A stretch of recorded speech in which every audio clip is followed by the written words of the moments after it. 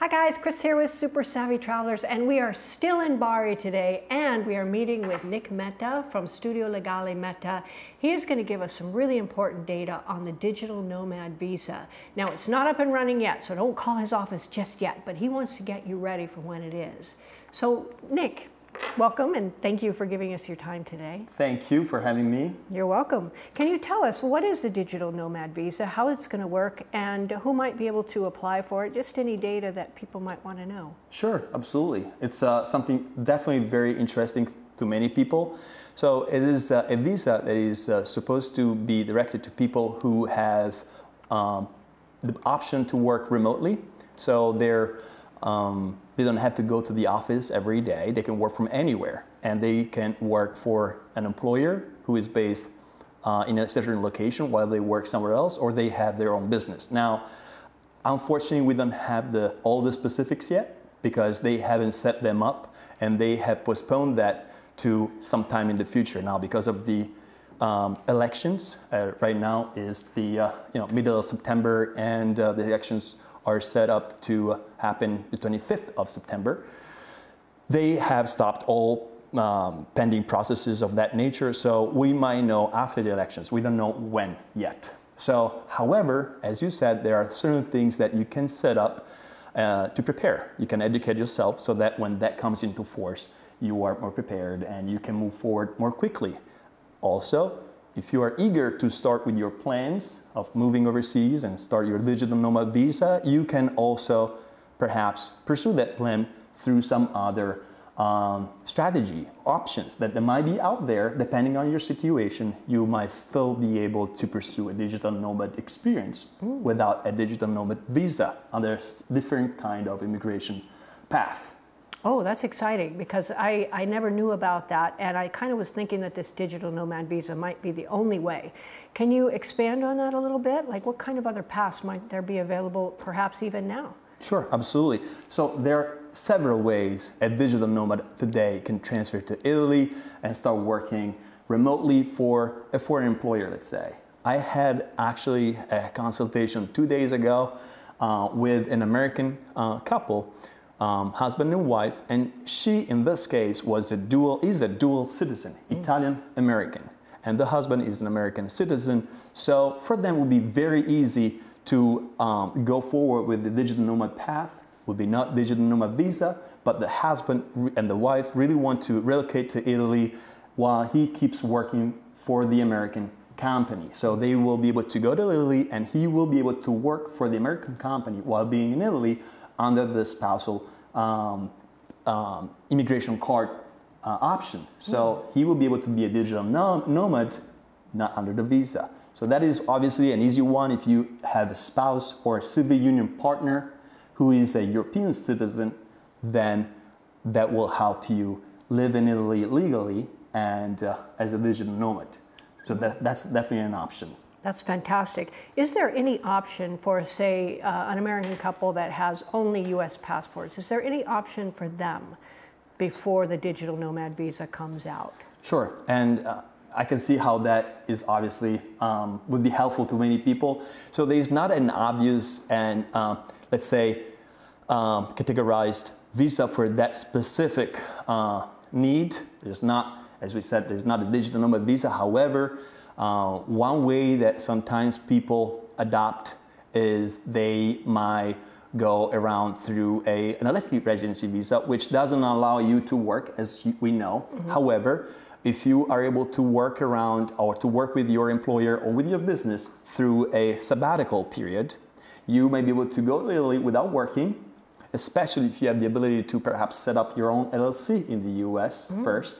And then once you're in Italy and you settle, and it will take you several months, as we know, to get residence in Italy because of bureaucracy. So there is some mandatory timing that has to pass, basically, because of the bureaucracy. So you will not be able to become a resident until at least 7-8 months in. So after that, you will be very close to your renewal. So because we know that the elective residency visa is a 1-year visa. So after the first year, you have to renew the immigration permit that you get with it. So when the time comes for renewal, instead of renewing an elective residency permit, you ask to convert it into a work permit. And at that point, you need some paperwork to do the conversion, but you can convert now as a very recent law that came into force less than a couple of years ago. You can convert the elective residency visa permit into a work permit. Wow. So under the work permit, you can start your own business. And you can, do YouTube creator. You can become, or you can work for a foreign entity or whatever, or you can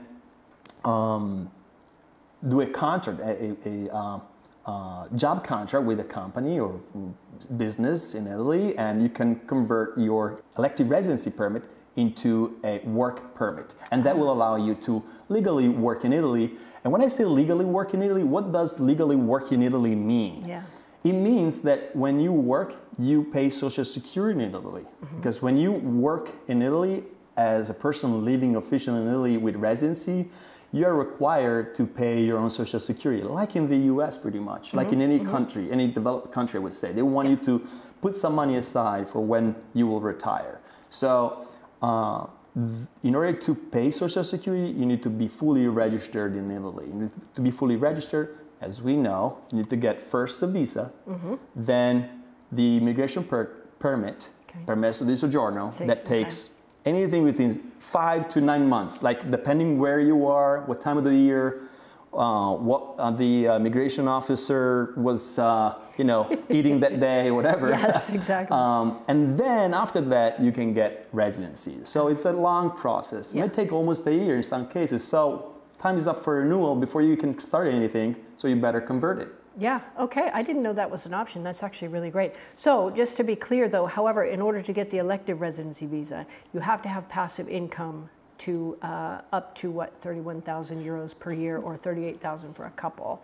Just so we're clear on that, because not everybody can qualify for that visa. But if you can qualify, you can then turn it into a work visa. So that's actually pretty cool. Yes, and also obviously there, depending on the situation, the specific situation of each case, there are ways to qualify for passive income outside of the standard retirement income. Ah, okay. So there might be rental income, there might be annuities, there might be more financially efficient ways. So depending on the situation, depending on what you have in terms of financial investment, money aside, there might be ways for you to structure your requirements as the consulate wants to see them, to show that you have the ability to support yourself. Because the bottom line is that the requirement for the financial financial thresholds are established so that Italian government has the guarantee that you're not going to be a burden to the country. So they give you some itemized list of what would qualify you, but it's not a limited list. It's not only this qualifies. So once you know the purpose of the law and behind those requirements, those itemized items, then you can also find other options depending on your specific personal situation. And that's what we do. We really profile every single case to find what might work for that specific person. But you have to have some resources to play with. Of course, if you have nothing, zero money, zero home, and zero income, obviously will be very, very difficult. I don't want to say impossible, but definitely very difficult. Yeah, that makes sense. Okay, that actually really clarifies that, and that's a whole different path than what we've been looking at previously. So for the Digital Nomad Visa, when that occurs, can you give us an overview of what that's going to be and how that might be different than some of the paths that you just outlined here? Sure.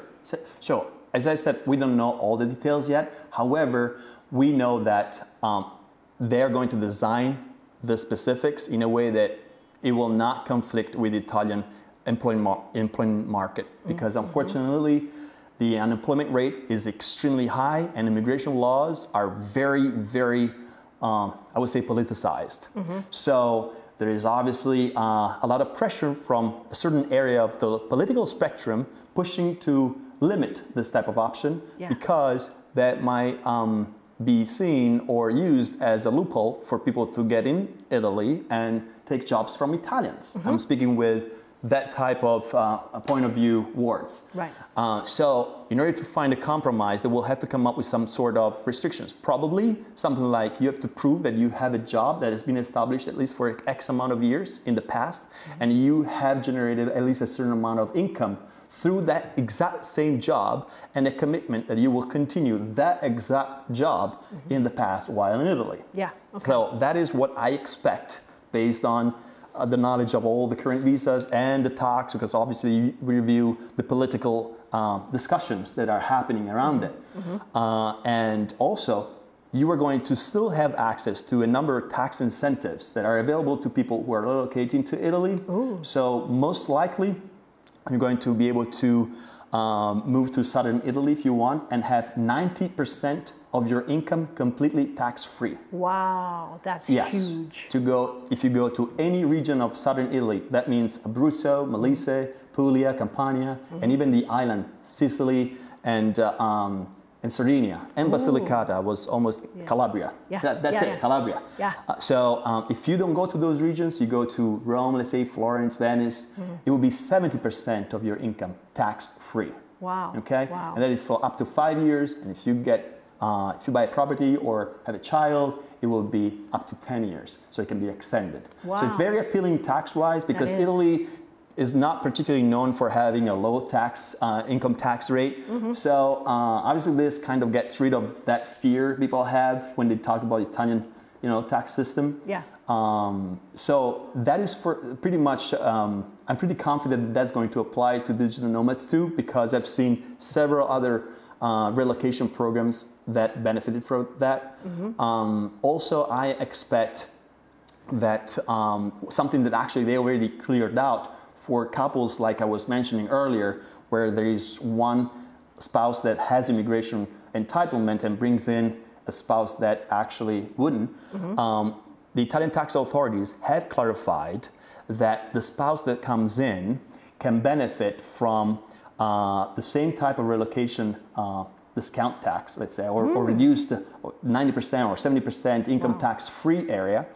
And also what they have said is that basically because of the treaty with most tax treaties with most countries in the world that Italy has, including the US, the employment income would only be taxed in Italy. Wow. And also, the people who are working for foreign entities would not get any withholding tax overseas anymore. So they will receive the gross salary here, and Social Security will be paid here in Italy. And also whatever income tax on that income will be paid in Italy. So that is something that already the Italian tax authorities are ruled on. And because many were thinking, well, but where will we be taxed in both countries, or so that's going to be definitely give peace of mind to people. Oh, that's huge. That is huge when you think about it. Okay, yes. That's really good to know. Any idea on when these questions will be answered definitively as to what exactly are the terms of the visa, when will it be available, that kind of thing? Yes. So the Italian answer is domani. So. But technically, unfortunately, I am not able to tell you when, because really depends on when the government will be formed. So there will be the elections, and like in the US, there will be a certain amount of time after the elections where the political parties will have to go through the president of Italy and present programs, options, stability, perspective, and then eventually the government will be formed. And after the government is formed, finally they will be able to rule on more, on new things, on extraordinary activities and rulings and regulations. So that might take a few months before they get to it. Plus, because of the war, because of everything that is going on, I'm afraid that is not going to be necessarily on top of their list. I suppose that would be my expectation. There are so many fires to put out, and now with inflation and the potential recession, now we're talking in September. Who knows when people will look at this? But of course, so it is. Unfortunately, it's hard to predict. Okay, okay, but that gives us a good idea. I mean, you're right. There's, you know, a lot of things to look at and handle. But the nice thing is that they're thinking about this, because when we first got here, I started thinking, gosh, if they just had a digital nomad visa, they could repopulate all of these hill towns, because that's really what they want to do.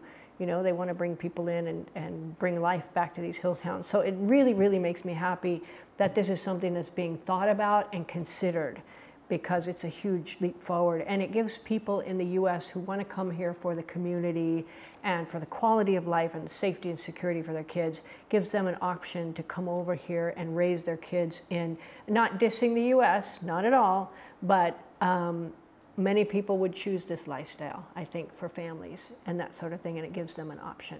Definitely, definitely. Yeah, Yes, yeah. people who contact us, when I ask them, and I don't ask just for my own curiosity, but ask them to complete the profile. Why are you going to Italy? Why do you want to go to Italy? Yeah. What is that you would like to achieve? What are your goals? Because there are some goals that might be, you know, financial or business-wise, and I want to make sure that what we are setting up is consistent to their expectations. Yeah.